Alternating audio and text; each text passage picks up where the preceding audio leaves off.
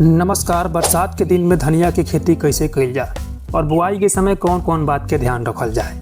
किसान भाई, बरसात के मौसम में ना धनिया के फसल के आप खेती करके जबरदस्त वाला उत्पादन ले सकत बानी।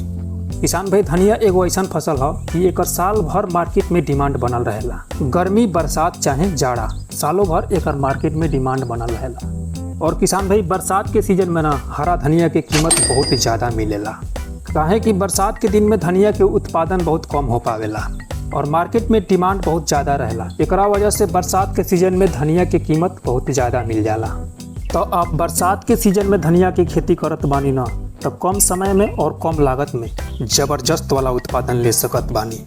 तब बरसात के सीजन में आप धनिया की खेती कैसे कर सकत बानी, यह वीडियो में A to Z जानकारी हम देवे वाला बानी। जैसे कि बरसात के मौसम में धनिया के बुआई कब और कैसे कइल जाए, धनिया के बुआई कौना विधि से कइल जाए, मिट्टी कौना प्रकार के होखे के चाहिए, धनिया के फसल से जबरदस्त वाला उत्पादन लेवे खातिर जलवायु और तापमान कैसन होखे के चाहिए, बरसात में धनिया के बुआई के विधि कौन होखे के चाहिए, यानी धनिया के बुआई खातिर वो हर एक महत्वपूर्ण टॉपिक ये वीडियो में कवर करे वाला बानी जा। तो वीडियो के अंत तक जरूर देखी। नमस्कार, हम बानी दीपक शाह और आप देखत हनी किसान भाई सबके प्रिय चैनल कृषि बाड़ी। किसान भाई, अभी तक चैनल के सब्सक्राइब नहीं कैले तो प्लीज़ चैनल के सब्सक्राइब कर लें और साथ ही साथ वीडियो के लाइक करके दूसरा किसान भाई के पास भी वीडियो के शेयर कर दिए। चलिए, आपके बेशकीमती समय न लेते हुए अब वीडियो के शुरू कइल जाए। सबसे पहले बात कइल जाए मिट्टी के बारे में। बरसात के दिन में धनिया की खेती करे खातिर और ज़बरदस्त वाला उत्पादन लेवे खातिर कौन मिट्टी रहे के चाहिए। किसान भाई, बरसात के दिन में धनिया की खेती करे खातिर ना सबसे अच्छा मिट्टी काली मिट्टी और दोमट मिट्टी मानल जाला। काहे कि यह प्रकार की मिट्टी में पानी सोखे के क्षमता ना बहुत अधिक होला। और बरसात के दिन में धनिया की खेती करे खातिर आप ऐसा खेत के चुनाव करी कि पानी निकले के उचित व्यवस्था होखे। खेत में पानी बिल्कुल ना रुके के चाहिए। और धनिया की खेती खातिर ना खेत के pH मान 6.5 से 7.5 तक रहे के चाहिए। किसान भाई, बरसात के मौसम में धनिया की खेती ना आप बलुई मिट्टी में भी कर सकत बानी और कुछ रेतीली मिट्टी में भी कर सकत बानी, लेकिन जल निकास के उचित व्यवस्था होके के चाहिए। यानी धनिया की खेती ज़्यादा भारी मिट्टी में ना करे के चाहिए और जहाँ जल निकास ना हो यह प्रकार के खेत में धनिया की खेती ना करे के चाहिए। किसान भाई, अब बात आ गई धनिया की खेती खातिर टेम्परेचर कितना रहे के चाहिए। तब बरसात के दिन में धनिया की खेती आप करत बानी ना तो 30 से 32 डिग्री तापमान धनिया की खेती खातिर सुटेबल मानल जाला। अगर 30 से 32 डिग्री से तापमान अधिक हो रहा बा, यानी 35 से 40 डिग्री तक तापमान हो रहा बा, तो आप धनिया की खेती मत करी। काहे कि इतना अधिक टेम्परेचर में ना धनिया के बीज के ठीक प्रकार से जमाव ना हो पावेला। यानी आप जुलाई और अगस्त के महीना में धनिया की खेती कर सकत बानी। और किसान भाई, जब भी आप बरसात के दिन में धनिया की खेती करत बानी ना तो ध्यान दे कि हमेशा हाइब्रिड किस्म के ही चुनाव करी। काहे कि बरसात के दिन में आप धनिया की खेती ना हरा पत्ता खातिर करत बानी। परंपरागत किस्म यानी देसी किस्म के आप ये समय बुआई कर देत बानी ना तो एक तो जमाव ना हो पावेला। अगर जमाव हो भी गई ना तो यह प्रकार के बीज में फूल पहले बने चालू हो जाला। तो फूल बनला के वजह से मार्केट में ई बिक ना पाई और एक प्रकार से घाटा हो जाई। किसान भाई, धनिया के कुछ प्रमुख हाइब्रिड वैरायटी देखल जाए तो नामधारी के सुरभि बा और अंकुश सीड्स कंपनी के नूतन बा, रुचि बा। तो यह प्रकार के सीड्स के आप बरसात के दिन में बुआई खातिर धनिया के चुनाव कर सकत बानी। किसान भाई, अब बात कइल जाए खेत के तैयारी कैसे कइल जाए। तो खेत के तैयारी खातिर सबसे पहले तो आप कल्टीवेटर से 1 से 2 बार गहरी जुताई करवा दी। अब बढ़िया से जुताई हो गईला के बाद ना खेत में 8 से 10 दिन धूप लागे दी। एकरा बाद बुआई से पहले खेत में 1 से 2 टाली गोबर के खाद जरूर डाल दी। अगर आप गोबर के खाद नहीं डाल पावत तब प्रति एकड़ के हिसाब से 2 बैग सिंगल सुपर फास्फेट जरूर डाल दी। अब खाद के बाद एक बार फिर से 2 से 3 बार गहरी जुताई करवा लेवे के चाहिए। अब बात आ गई बरसात के मौसम में धनिया के बुआई कैसे कइल जाए। किसान भाई, धनिया के खेती ना आप कियारी विधि से भी कर सकत बानी और बेड बना के भी कर सकत बानी, लेकिन आप बरसात के मौसम में धनिया के खेती करत बानी ना तो बेड विधि से ही खेती करे के चाहिए। काहे कि बरसात के मौसम में कियारी विधि से आप बुआई कर देम ना तो पानी लागे के भी खतरा बा और ठीक से जमाव भी ना हो पावेला। जबकि आप बेड विधि से बुआई करत बानी ना तब भीषण बारिश में भी पानी बेड के नाली पकड़ के खेत से बाहर निकल जाला और यह प्रकार से धनिया के फसल पर ज़्यादा प्रभाव ना पड़ेला। तब बेड विधि से ही बरसात के मौसम में धनिया की खेती करे के चाहिए। बेड के ऊंचाई 20 से 25 सेंटीमीटर तक रखी। किसान भाई, अब बात आ गई धनिया की खेती में खाद उर्वरक के। काहे कि धनिया की खेती से जबरदस्त वाला उत्पादन लेवे खातिर खाद उर्वरक के दिहल जरूरी बा।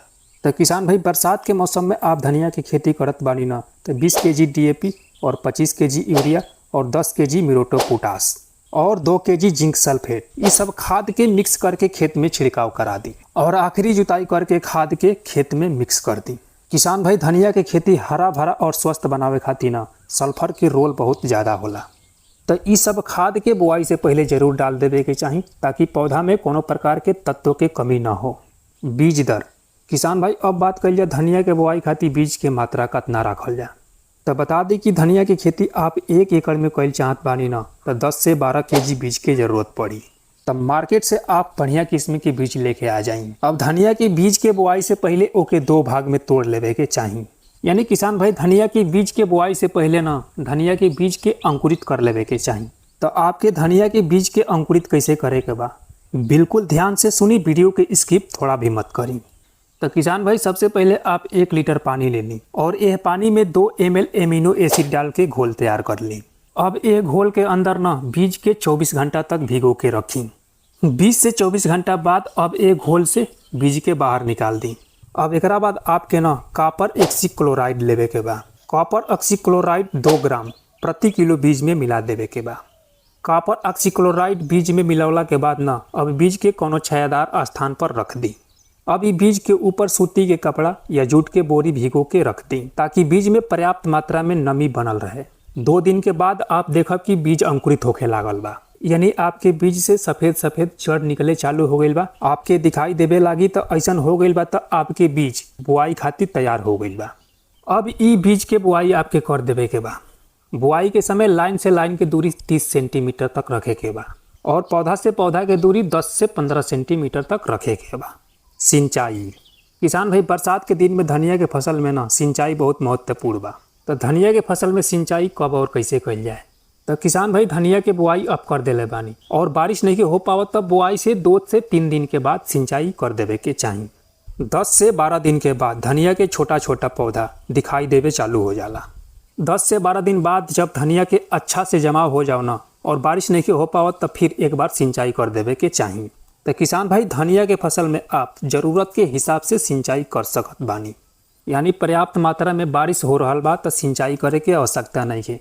लेकिन बारिश नहीं के हो पावत और ज़मीन में नमी नहीं है तो फिर आपके सिंचाई कईल काफ़ी ज़रूरी बा। अब किसान भाई हमनी के धनिया के फसल 20 से 25 दिन के हो जाए ना तो एमे निराई गुड़ाई करके खरपतवार के बाहर निकाल देवे के चाहिए। खरपतवार के बाहर निकाल देला के बाद पौधा चाल ग्रोथ बढ़ावार पकड़ लेला, यानी पौधा के ठीक प्रकार से विकास हो जाला। और किसान भाई धनिया के फसल जैसे ही 20 से 25 दिन के हो जाए ना तो एमे एगो स्प्रे कर देवे के चाहिए। इस स्प्रे में आप ले ली NPK 19-19-19 प्रति एकड़ के हिसाब से 500 ग्राम 200 लीटर पानी में घोल बना के स्प्रे करवा दी।